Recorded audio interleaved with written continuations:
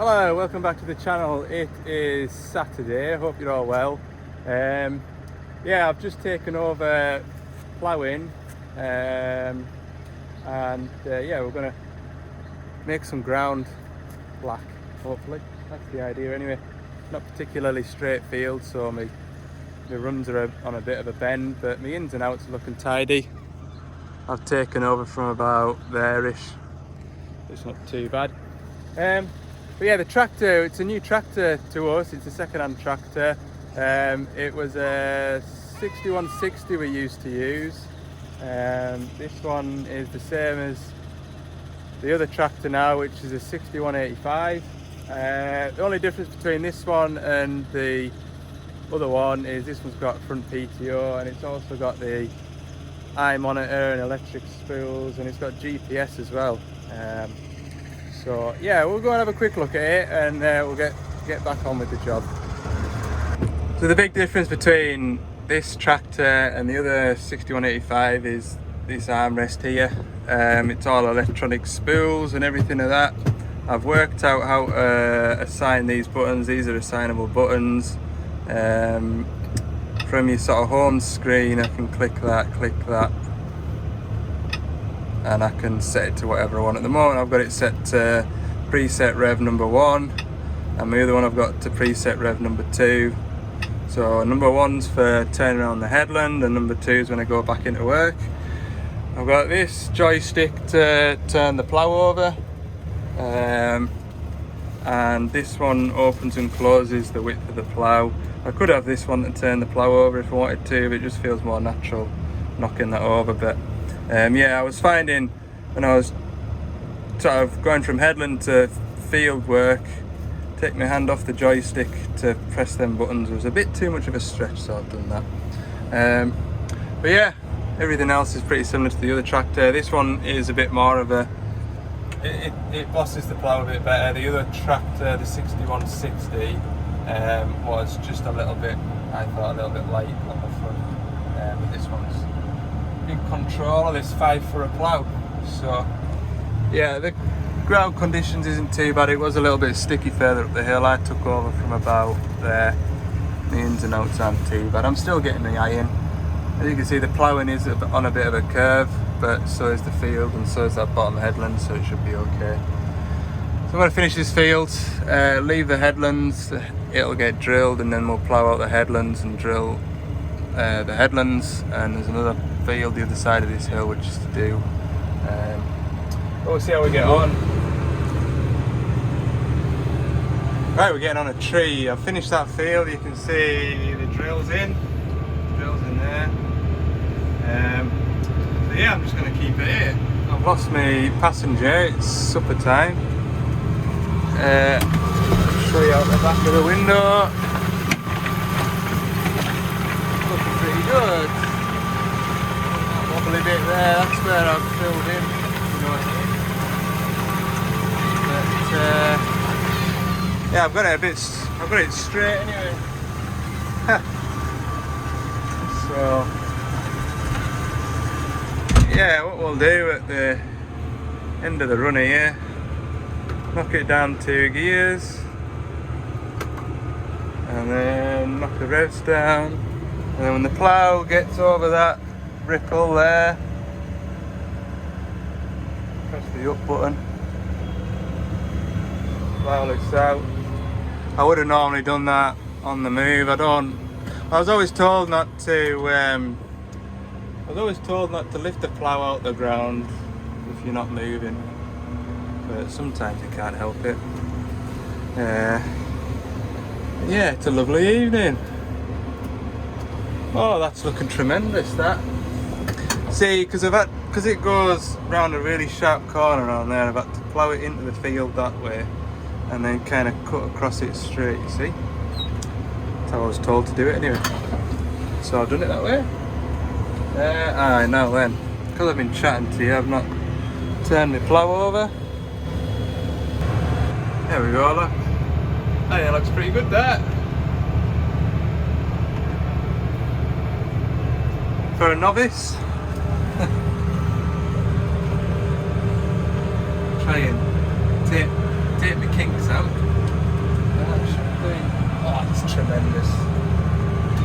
It won't matter, it'll be dark soon anyway. It's Sunday afternoon. I've just come to finish this field that I started last night. My phone battery went flat.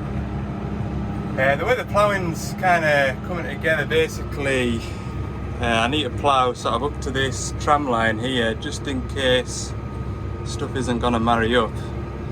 So what I've done, I've managed to get my auto steer working. I am chuffed. So what I'm doing in the background, you can see I'm just making a ripple. So if my ploughing isn't sort of straight with this hedge, then I can pull out. I imagine it will be, but I just really wanted to try the auto steer. I did try it yesterday because there's a dog leg over in that far corner, so I wanted to follow a tram line down, make a ripple down there, and pull my ploughing towards me and pull out at the ripple that I made, and then I knew that ripple was going to be straight. We're fair pleased, aren't we? So anyway, first ever time I've had out to do an auto steer. It's very exciting. It's a shame I didn't do the rest of the field with auto steer. That would have been nice. That would have been nice.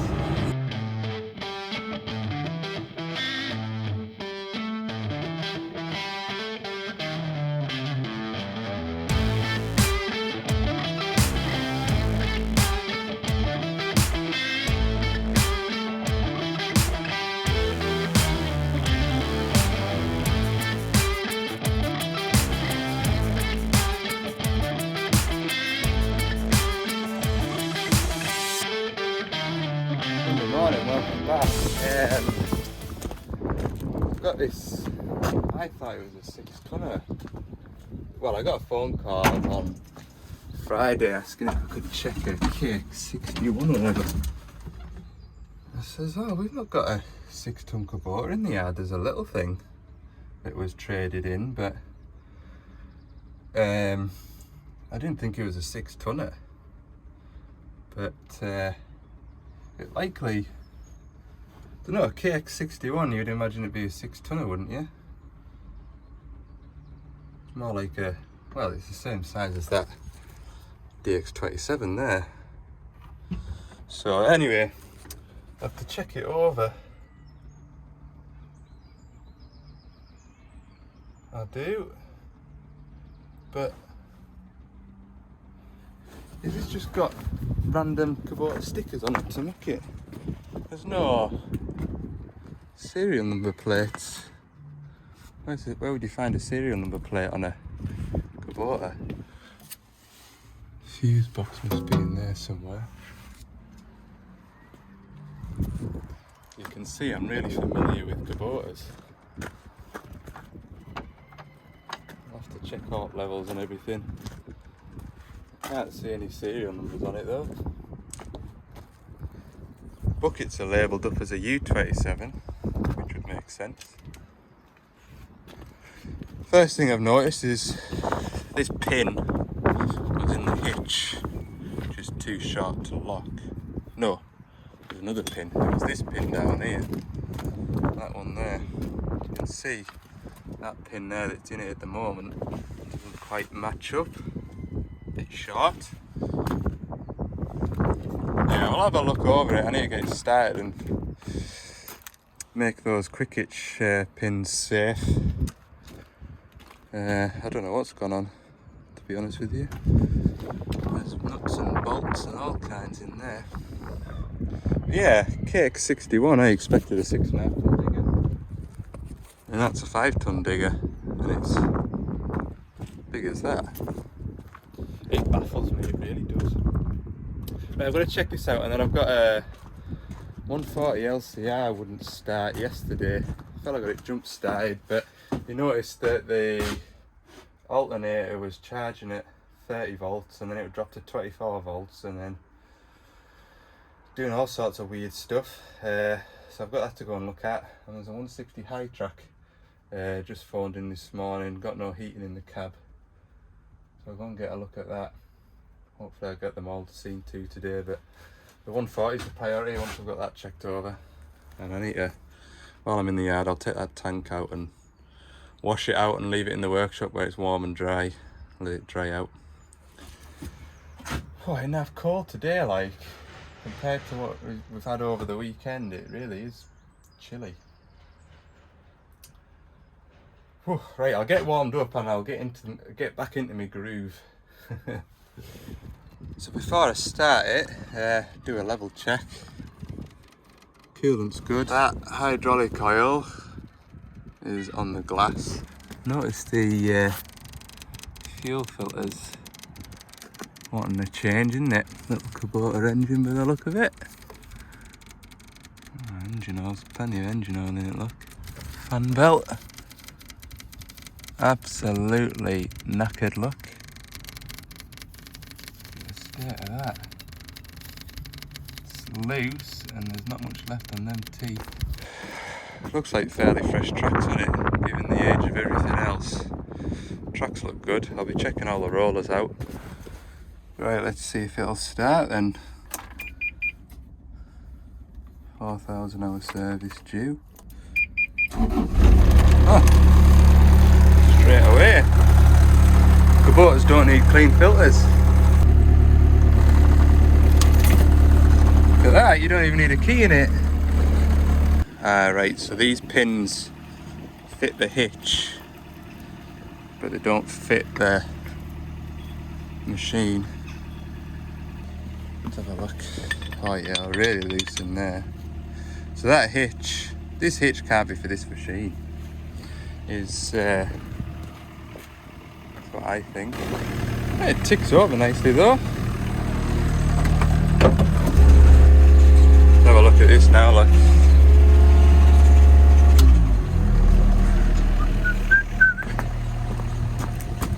Bit of plane here, look. Whoa. Plenty of plane there.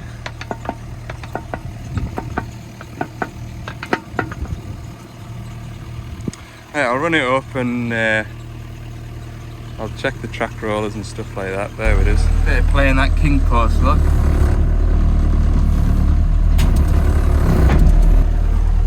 It's a bit loose like. That one's seized up. That one ain't moving either. That one ain't moving. That one's alright.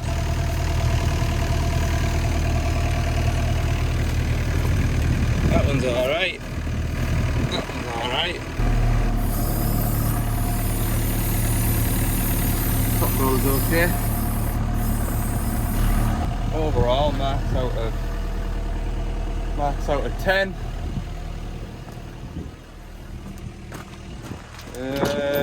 It's not the worst I've ever seen.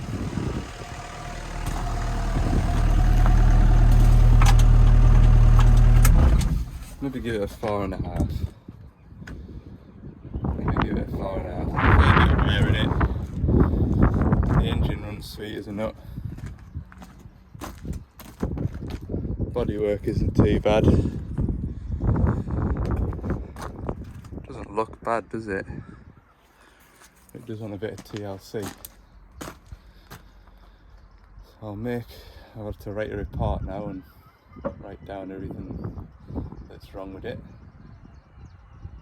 and then the salesman knows.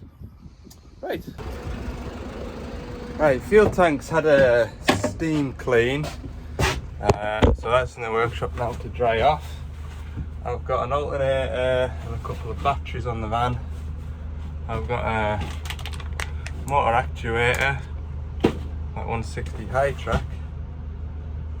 That is what else I need for the day now. Both machines are fairly local,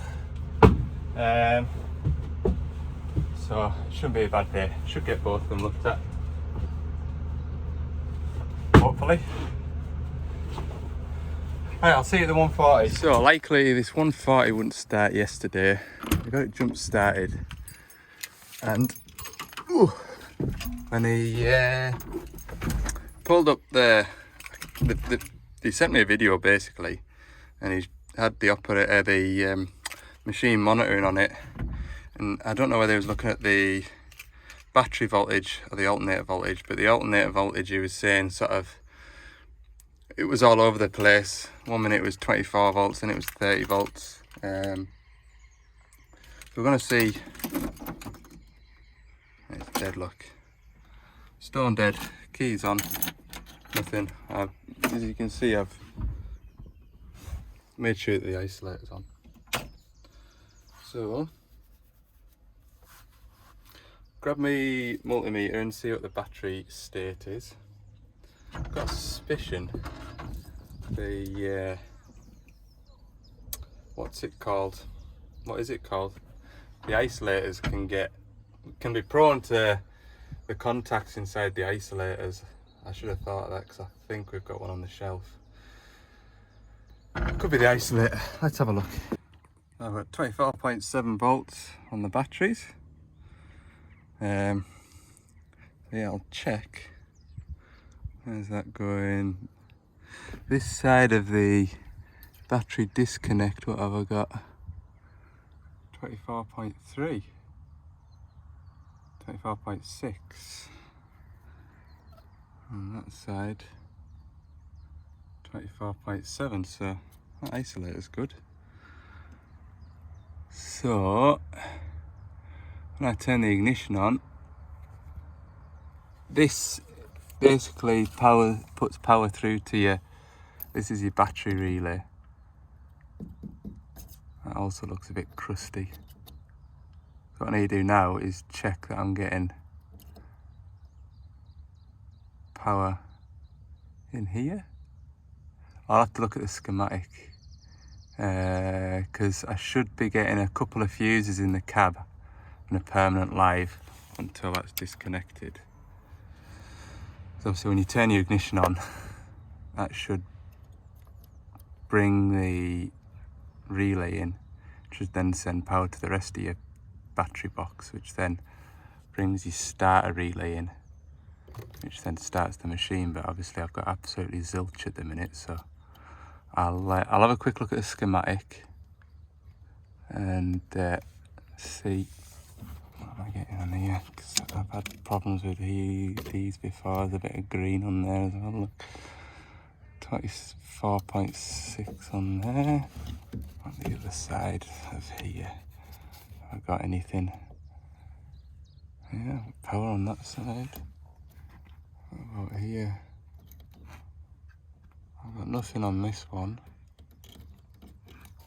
And nothing on that one, but that might not get power until the battery relay's clicked in, so that's the fusible. I'm sure there should be a couple of fusible links as well. Yeah, just thinking out loud. Right, I'll check my earth as well. Yeah, I've got a good earth. Right, so I've got power up to the battery relay. Okay, just noticed as well when I turn the ignition on, you can see it's trying to get power, but it's not getting any power. There's a bad connection somewhere, and I reckon it's that battery relay. I do. Speakers are hissing as well, I don't know if you can hear that.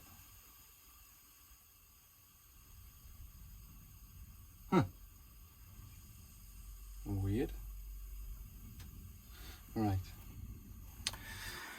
So the brown and white wire, which should have 24 volts in to pull this relay down to send power into the cab, I've only got 4.4 volts there.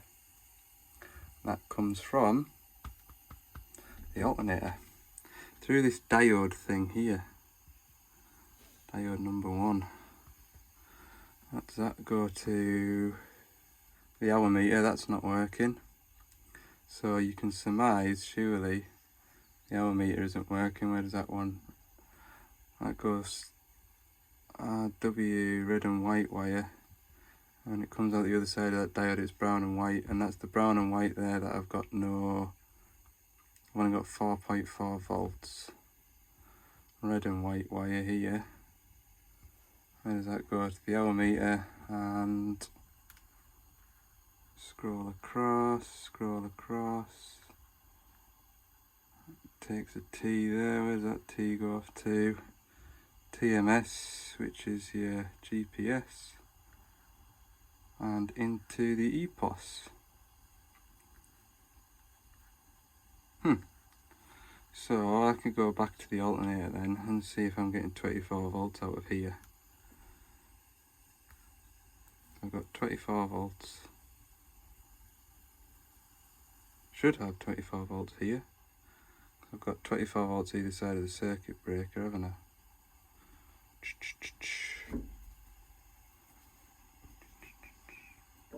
No, I haven't got 24 volts. Oh, that jumps over, that's silly.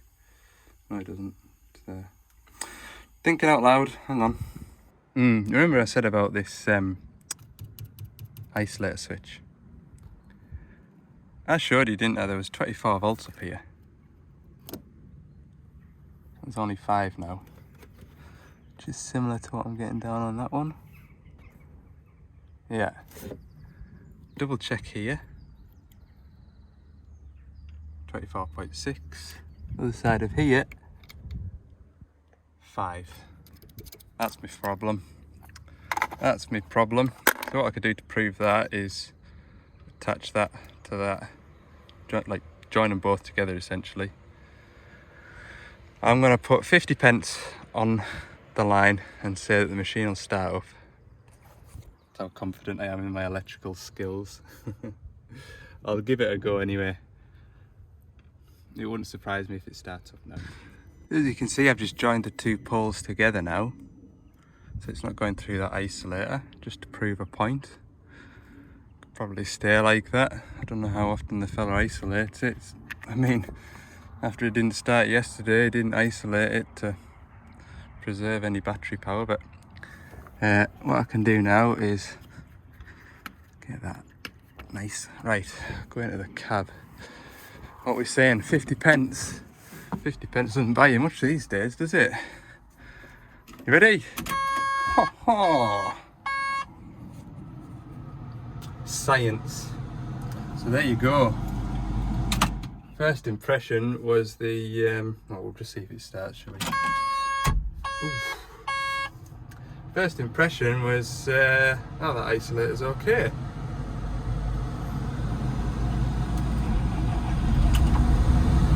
Effortless. Starting effortlessly there. Doing its warm-up thing. Oh, on the subject of the engine doing its warm-up thing, customer contacted me about that 140 that you'll have seen in the video. Was it Saturday's video? Yeah. That air temp sensor and the repair to that plug did cure the starting and running issues. When it was running, I noticed that it wasn't running at a sort of steady pace, it was a bit surgy, and he said that that seems to have cured that. Yeah, battery voltage is good, alternator voltage is good. There we go. No expensive parts required for this machine. I'm sure the customer will be delighted. So what I'm going to do now, like I say, I should have thought on, but we do have one of those isolate switches on the shelf at Carlisle, and I'm a bit miffed that I forgot it, but we are only 15-20 minutes out of Carlisle, so it's not the end of the world. I will pack up and go on to the next job now. What a result, bank holiday look. Just a quick FYI as to how I got to that conclusion, because I was going to start rummaging around for this brown and white wire. I did try and put a jumper cable across here, which should have brought all the dash lights on in the cab. It didn't. So because it didn't, that's when I checked the voltage again, and I was only getting 4.6 volts, and that wire there comes straight from here. So I found 4.6 volts down here, 24 volts here. So that's how I got to that conclusion. double checked what I was doing. I just wanted to override that battery relay to make sure that I was barking up the right tree. Good, because if I didn't do that, hellfire. I'd have probably had an alternator unplugged and fitted, and an hour and a half later I've been no further forward. Right, just lock that machine up, head on to the next one. So on this 160 high track, this morning he said the cab was absolutely freezing and it wasn't warming up, but my multimeter's running out of battery. Hang on, there, it's reading 36 degrees there now. Cab's set to max heating, which is 32 degrees. So that's good. It is warming up. Look at that, 37, 38. I would describe that as being hot enough. Heading up towards 40 now. If I set the temperature down a degree, not even a degree, 31 and a half. Still feels like it's blowing hot. Hold on. Yeah, it's still blowing hot. I just wonder if the actuator has not been able to move the gate, and then when he's been twizzling around and tracking, it's freed up a bit.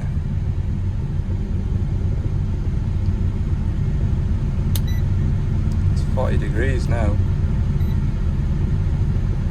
Oh, this multimeter's dying, look.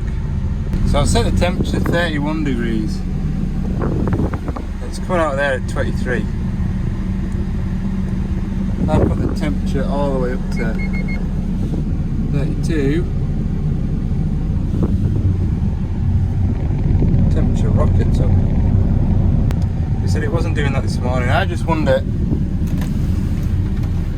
if behind the covers there you've got like a motor actuator that opens and closes the gate. I just wonder if the gate's sticking. There's been a bit of grit in there. Whether the motor's no good. I can see what the outside temperature is. Pressing all those two buttons. Reckons the temperature outside is 18 degrees. But you've got to remember that that outside air temperature sensor sits underneath that cover in among where all the pilot pipes are, so I could well imagine that it maybe is 18 degrees out there, or under the cab. All the piping and that.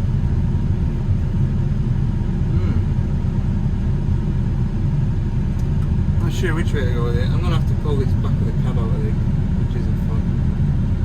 So I've got all the back of the cab out. This is all EPOS and fuse panel and relays and stuff like that. If I use my knee, it'll fold out the way nicely. This is the top of the, you've got a cover that goes on the top of here. But these are the actuators. This one's the airflow actuator here, and that one there's the hot cold actuator. I'm just gonna turn everything on and see what's working and how it works. But what I have noticed, I must have lost this ages ago. Bit for my drill driver with a socket on. Been looking for that, or I was looking for that ages ago, and I want it back. I feel like I'm gonna fall off the back of this seat if I try and reach it. I will grab that before I go. Right, let's see what happens then if I turn the...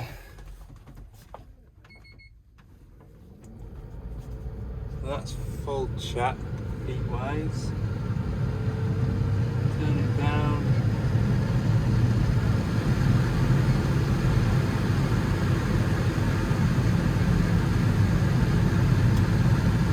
Oh, looks like it's working.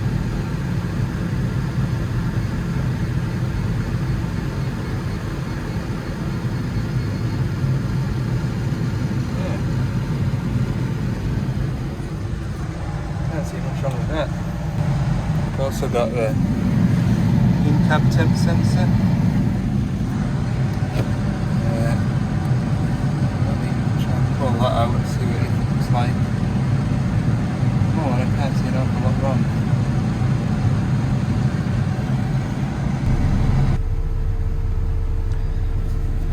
I've taken that motor off. That gate opens and shuts freely, so I really don't think it's that. The motor moves nice and smoothly when I do change temperature. What I have changed is this in-cab temp sensor, which is just behind the cabin interior air filter. Change that sensor over. I've got it set to 31.5 degrees, which you can see it's flickering between 31 and 32, so that's pretty accurate. I'm going to leave that new sensor in.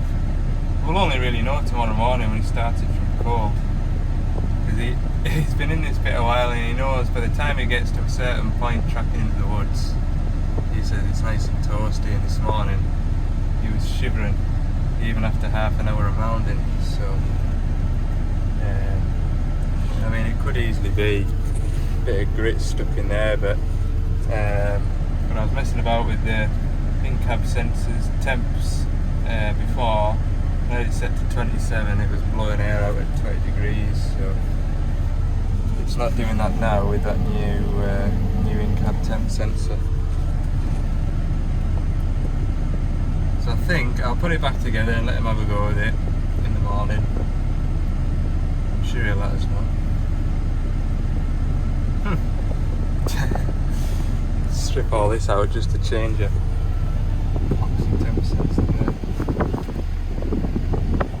Right, yeah, I'll put this all back together.